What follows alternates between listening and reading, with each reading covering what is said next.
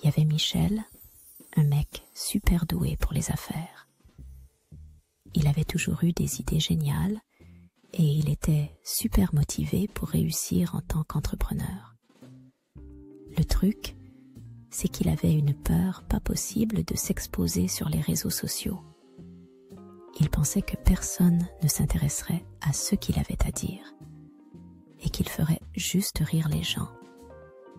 Il voyait d'autres entrepreneurs poster des vidéos, des photos sur Instagram, Facebook, LinkedIn. Il se disait toujours « Je suis pas aussi cool qu'eux, j'ai rien d'intéressant à dire ».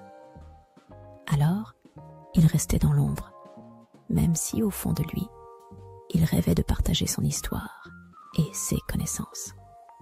Un jour, son pote Marc lui a dit « Hé Michel, pourquoi tu te caches comme ça?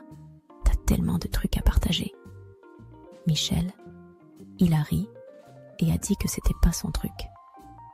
Marc lui a dit « T'as pas besoin d'être parfait, juste sois toi-même et les bonnes personnes te suivront. » Finalement, Michel s'est dit qu'il avait rien à perdre. Il a décidé de faire une petite vidéo où il parlait de son parcours d'entrepreneur, des trucs qu'il avait appris, des échecs aussi. Il avait super peur, mais il a décidé de la poster. Au début, il n'y a pas eu des milliers de vues. Mais quelques personnes ont vu sa vidéo et elles ont trouvé ça génial. Elles ont laissé des commentaires sympas, posé des questions. Ça a donné un petit coup de boost à Michel, tu vois. Il s'est dit que peut-être il avait quelque chose d'intéressant à dire après tout.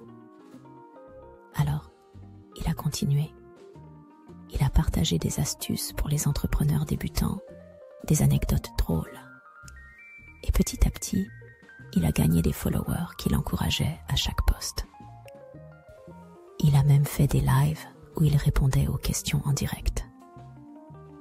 C'était pas toujours facile, mais à chaque fois, il se sentait un peu plus confiant.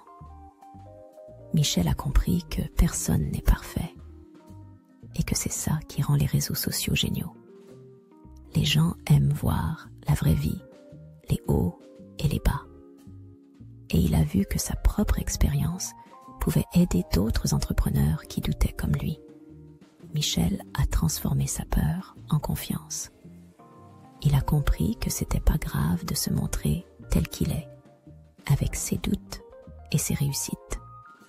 C'est en étant vrai et en faisant preuve de courage pour dépasser nos peurs que nous pouvons véritablement construire une confiance solide en nous-mêmes et inspirer ceux qui nous entourent.